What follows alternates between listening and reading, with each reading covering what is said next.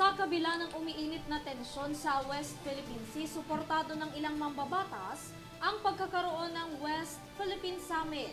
Layo nito na mas mapalawak pa ang karapatan ng Pilipinas sa WPS, base na rin yan sa 2016 Arbitral Award. Si Gab Cabunita magbabalita.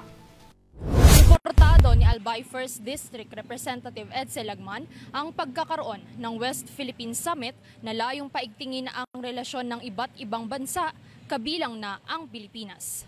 Sa ginanap na pulong balitaan sa The Manila Hotel kahapon, inirekomenda ni Representative Lagman ang pakikipag-ugnayan sa ibang bansa para mas mapalawig ang karapatan ng Pilipinas pagdating sa West Philippine Sea.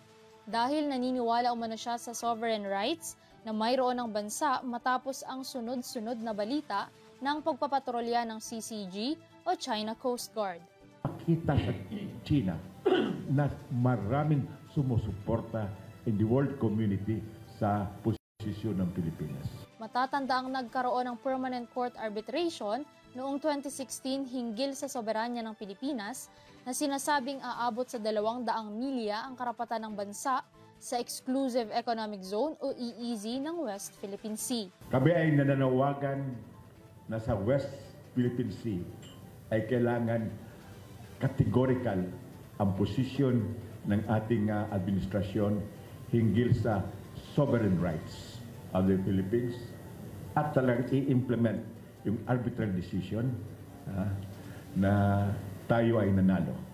Inihain din ng kongresista na dapat pangunahan ng Pilipinas ang pagsasagawa ng summit upang maipakita sa China na marami sa world community ang pabor sa posisyon ng bansa sa West Philippine Sea o mas kilala bilang South China Sea.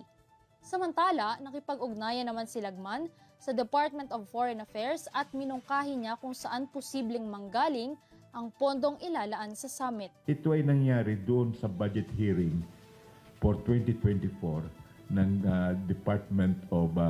kanina nag-uusap kami ni Senator Coco kung pwedeng punduhan sa 2025 budget. Sabi ko masyado matagal pa yan. Pwede this year na ang summit at pwede natin kunin sa contingent fund ng ating Pangulo. Panawagan pa rin ni Representative Edsel Lagman na bigyang pansin at solusyonan ng gobyerno ang mga problema sa Pilipinas tulad ng nararanasan sa West Philippine Sea. Para sa URTV News, ako si Gab Cabunita, sumasaludo sa bawat Pilipino.